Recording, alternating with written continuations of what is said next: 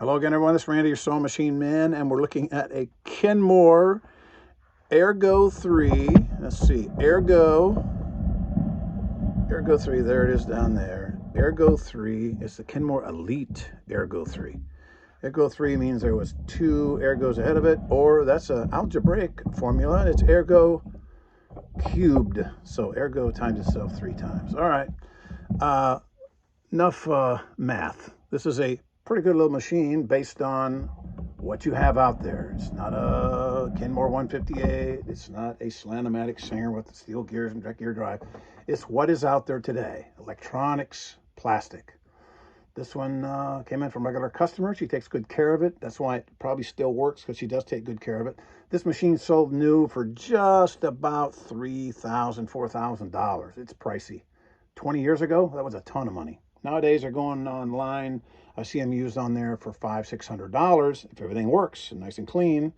So, it's got the embroidery. It's got the card goes in the side to do different patterns. It's got the, a lot of the features, 650 something stitches. There you go. That'll keep you busy for an afternoon doing decorative doodads and stretch overlocks and things like that. Got a lot of features. Of course, nowadays, every machine with a computer has just about everything, because costs just as much to program all this stuff as it does to have one stitch. If you got the brain in there and all the cool stuff, you just go ahead and put everything on it, put the chip in it that has everything on it, and away you go. Doesn't add a lot to the build price, but it adds a lot to the retail selling price, and that's the key. Now, everybody's going to ask, why didn't you take the top off and the side off and show us how to do that mechanism over there? Well, I'm not gonna, because it's very involved, and I don't want to encourage you to get involved in that. Besides, they got these little places up here where you put the tab in to hide the bolt, and the reason they do that is because they don't want you fiddling around in there. And I wouldn't want you either, unless you're a qualified sewing machine person, or else you get yourself in real trouble. This dial over here on the side that controls your pressure over here on the top left, your pressure foot pressure, that dial 1, 2, 3, there's a spring under there. It's got a notch under there. When you take the screw out that's underneath here, to take underneath here to take the lid off on the top, this thing can go shooting across the room, and then you got to figure out how to put it back together. So this is one of those tricky little guys. I'm going to encourage you to not do yourself. There's a lot of things you can do yourself, but usually on a computerized plastic machine with a lot of things that'll screw up, I will say don't do it yourself, because you don't want to be taking it in to the guy with a Ziploc bag full of the parts, because I get those, and it's not a wonderful situation. I deal with it as best I can. If all the parts are there and it's not too cobbled up, we get it back together. But ideally, don't take them apart and get involved in things that really will cause more problems than not. So this little guy, it will do everything you need it to do, plus some. And it's not a bad little machine. I don't like the reverses up there. I like the reverse over here, because that's just the way I've always done it, either a button or a lever. When they're up here, it doesn't work as smoothly for me. But there's folks that's all they've ever had is that button there, and it works for them because they don't have that muscle memory on the right-hand side like I do. So as far as the reason this thing wasn't functioning, the reason it wasn't sewing well, is because it was jamming.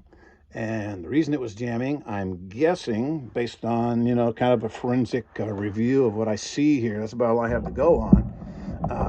All these machines are prone to jam if they're misthreaded. We've gone through this a million times. Let's do it 1,000,001. This one has up here in the take-up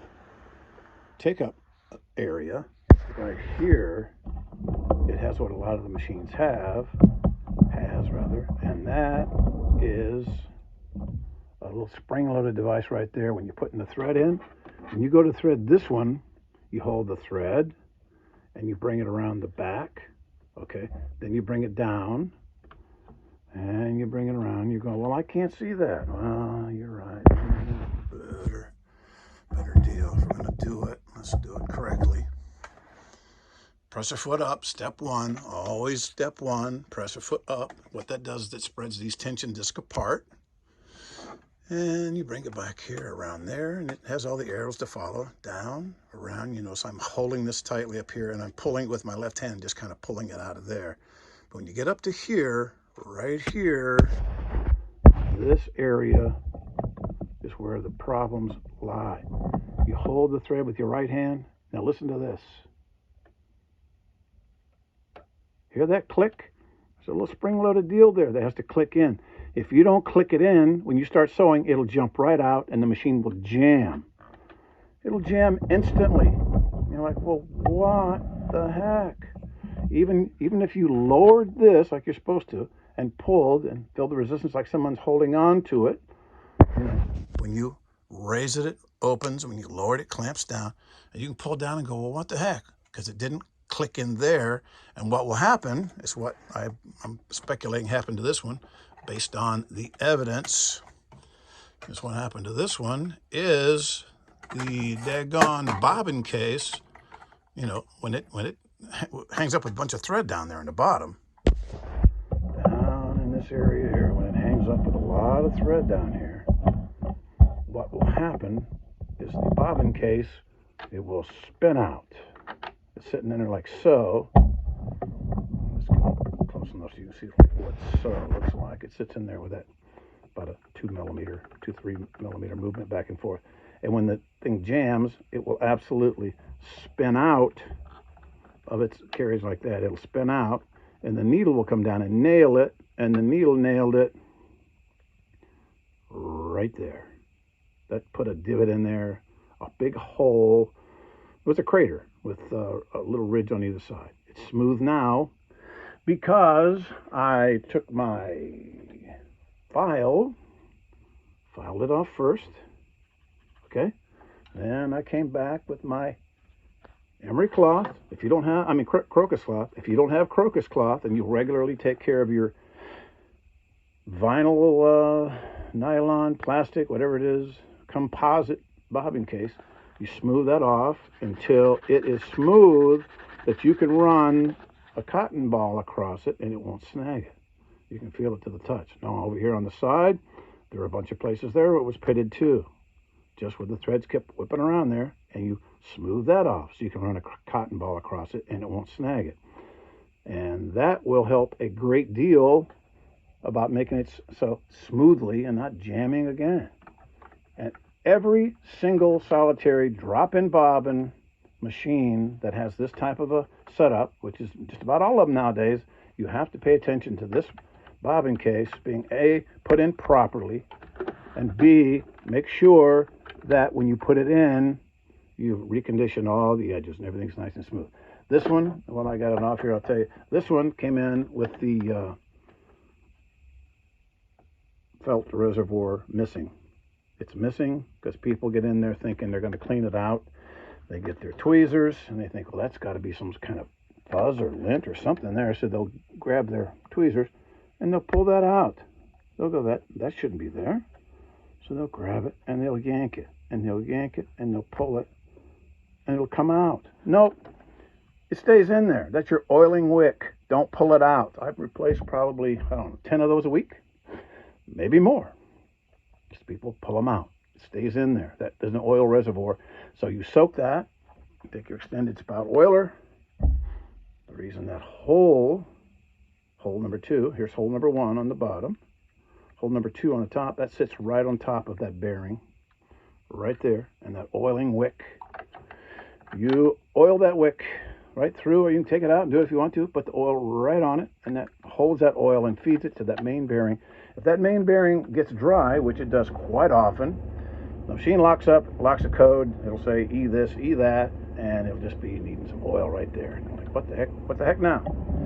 So that takes care of getting that figured out, because you have to have the smoothness on the way around, you have to have the oil in there, and you absolutely have to make sure that all that stuff is the way it's going to be, or else you're going to get a machine that doesn't function, it'll lock up, you'll get a code, and you'll say, wow, these electronic machines sure are fun. That's what the problem I have with them is they have error codes and lockups and ghosts and mysteries, and you're having a tough time figuring it out. I'm rolling this up here so you can see something I forgot to mention when I was on top. I was talking about threads the other day and spools. A lot of these machines come with an auxiliary spool pin. What's that hole for? A lot of folks have no idea what that's for. They look in their accessory box and they have no idea what this is. Well, they go together. That goes in there like so. So if you have a spool and you want to put it on there, you just grab the spool and you put it right on like so and thread it up like you normally do. If you got a hole, look for the spool pin. If you got the spool pin, look for the hole. They're a matching pair, and it's a good option to have when you have a spool that's too large to go up here. It's nice to have an auxiliary up there, and away you go. So all things considered, you know, the KENMORE /JANOME Ergo 3, you know, you can do worse. At least it's made by JANOME. It's a good machine if everything works. If you're looking to buy one of these used, I would discourage you from doing that because you got to have somebody to fix it. And you may not know that it has this problem or that problem, or it's got an error code. You don't know what it is. It could be 5 things wrong with it, and they could all be analog, or they could be 4 analog and 1 electronic. And you can fix the analog. See, putting oil up here on that lithium grease, that's an analog error problem that's fixable. Down here, that's analog. That's something you can touch. It's you know, it's polish this, oil that. That's an analog mistake, analog error, analog, you know, fixer.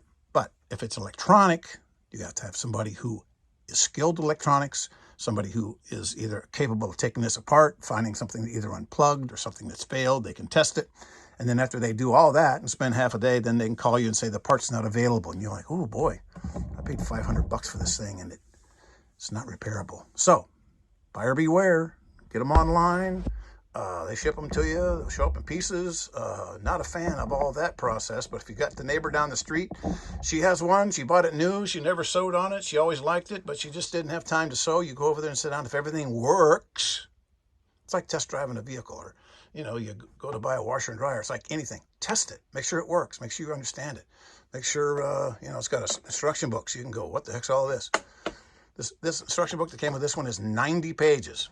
And trust me, it's 90 pages full of, you know, get a pot of coffee and get comfortable and do a lot of reading. It does a ton of stuff. But if you think all this stuff's something you need, find one. Find it locally. Don't let them ship it to you. Don't buy a pig in a poke. Alrighty? KENMORE Elite Ergo 3. Thanks.